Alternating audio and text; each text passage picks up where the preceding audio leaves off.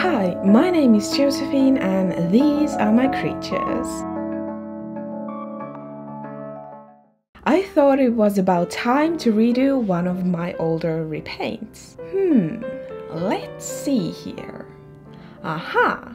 I think this one will be a good candidate for some retouching. I repainted her in June of 2018, so almost 3 years ago. Here she is. I do have to say that after 3 years, she is holding up surprisingly well. I remember being particularly proud of her hair, and I'm glad it's holding up so well.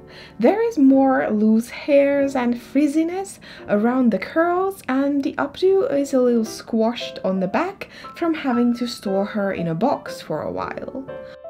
Also, her outfit is something that I still like to this day. The only thing I would change now is the material it's made out of.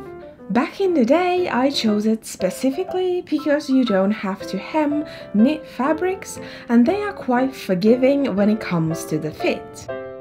She has some of my favorite accessories of all time.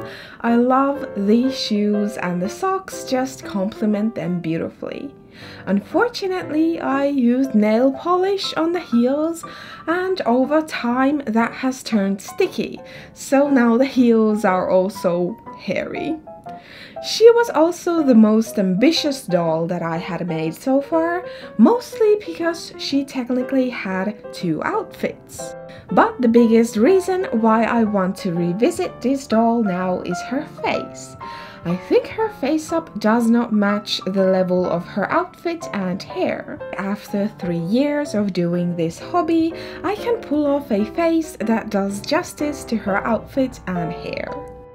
To begin giving her a new face, we first need to get rid of the old one. I used quite a lot of acrylic paint on her, so it's a little bit difficult to get it off. She has some staining in her eyes and cheeks, but the new repaint will cover all of that up, no problem. I also removed the paint and nail polish from her shoes with acetone. I mix a new lilac color for the heels. The reason why I used nail polish back then was the fact that I loved the subtle shimmer it had. So I'm adding Pearl X powders to finally have the shimmer that I wanted.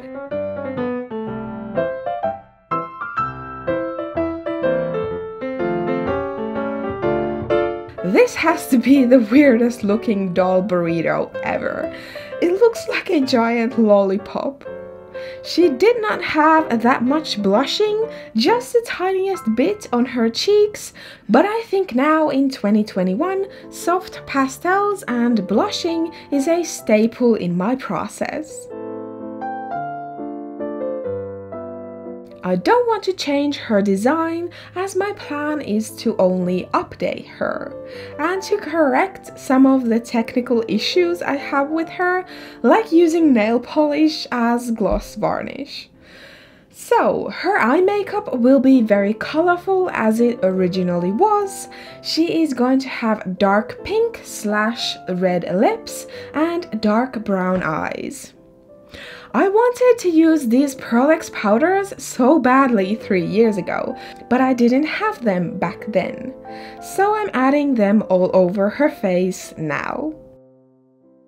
After the second coat of Ms.SuperClear sealant, I used some pastels to shape her eyebrows.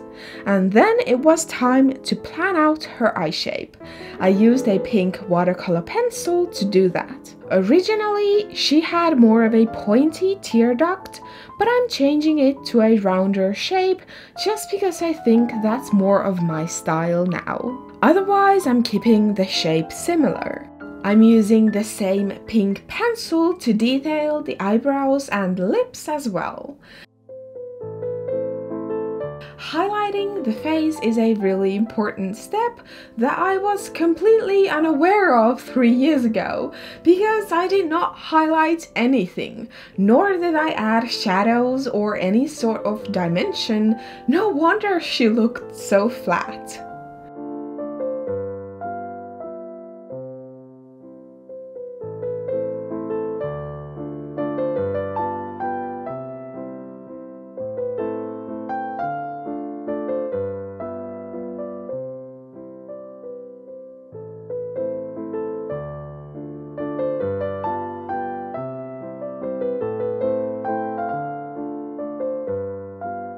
I'm using 3 different shades of brown to create her irises.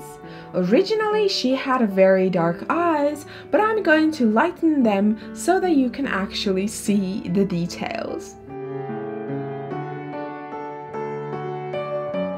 Instead of using black for the eyeliner and lashes like I did last time, I'm now opting for a dark purple instead, just to keep her look soft but still colorful.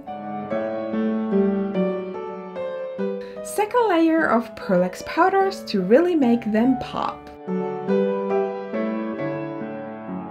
Layering is key for doll face-ups, so I'm redoing the eye whites and all of the other highlights.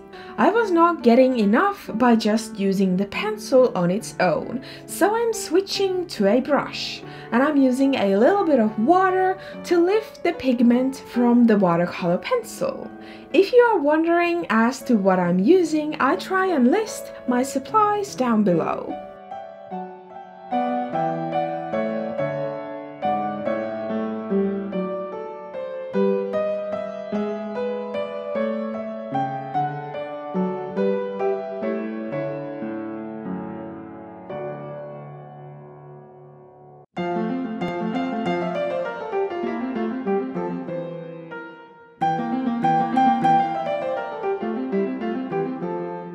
Another thing I didn't do back then was adding a shadow to the eye whites.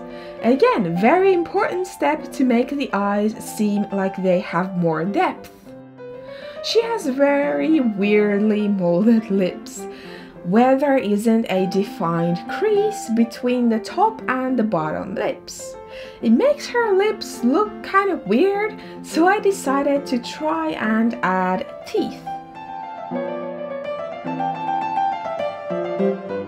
The shimmer on her lids was not tense enough for me, so I'm adding some mixing medium to the powder to get more oomph. To make sure I'm loyal to her original design, I'm adding her beauty marks. Yes, all 3 of them. I do think 3 is a little overkill, but I love beauty marks, so I think it's fine.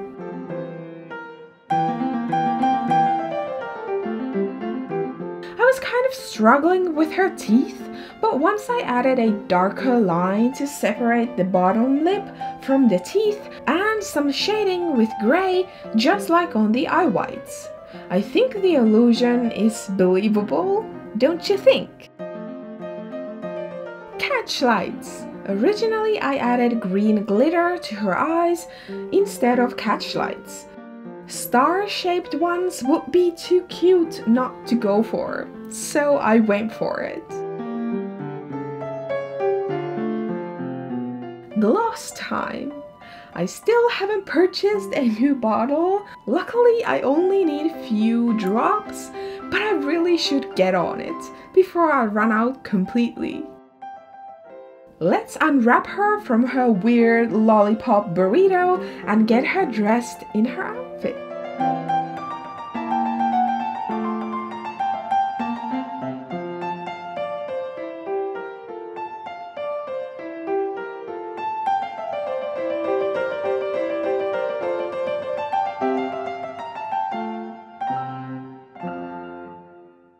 What do you think about the before and after? I really like her new face.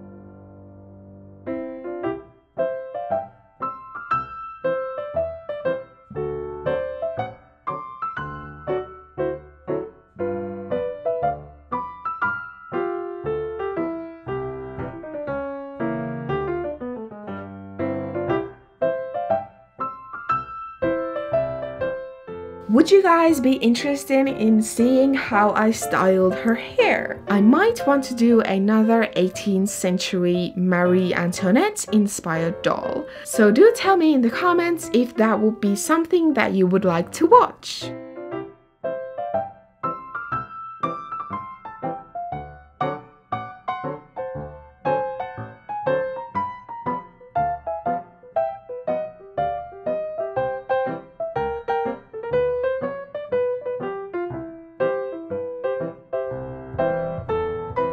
Thank you guys so much for watching. Subscribe if you haven't yet done that, like this video and leave a comment. I would love to know what you think about her new face.